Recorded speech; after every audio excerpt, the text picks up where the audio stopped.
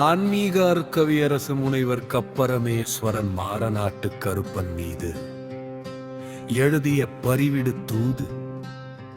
பரிவிடுத்தூது இலக்கியம் பகுதி 5. கலிவென்பா. ஏப்பம் பலவிட்டேனே வயிற்றுலே பெருங்குடலை சிறுகுடல் கவ்வுதே பாப்போம்.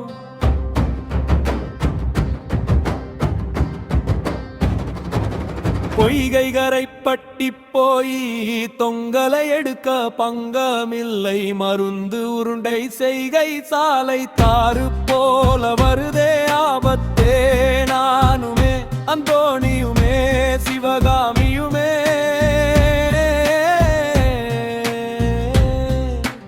காலையிலே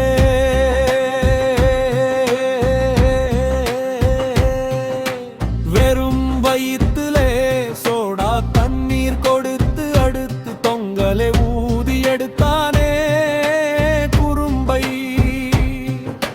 தினையளவு கருப்பு மருந்து உருண்டை இருந்து எடுத்தானே பனையூரானே.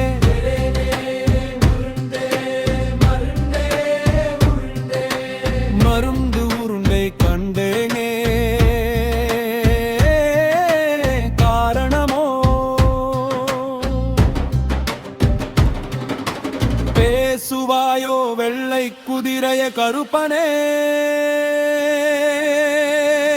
சரணம் சரணம் பேசுவாயோ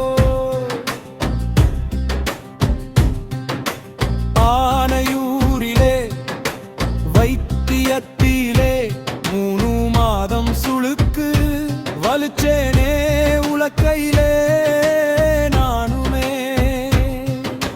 காலை வச்சு உருட்டினேனே கோலை குச்சியாலே உருட்டு உருட்டு உருட்டியதே வைத்தியரம்மா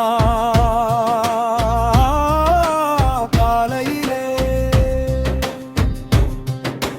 சாம்பிராணி அரணை வலதே வாலில் ஏறுதே மாரநாட்டு கருப்பா விபூதி அடிச்சனே.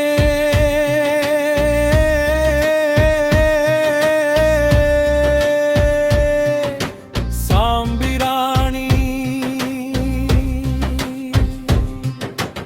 ஓடி போச்சே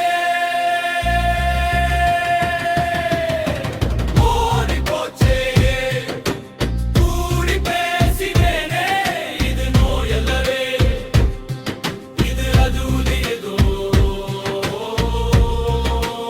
ஓடிய பறிக்குதிரையிலே. கலியே கருப்பனை அந்த மாரநாட்டு எல்லையிலே ஓடிய பறிக்குதிரையே ஆடவாயோ எனது கலிவென்பாவே அந்த கருப்பனியன் பாடுவாயே கொட்டடிக்கவே ஆடுவாரே பறிக்குதிரையே.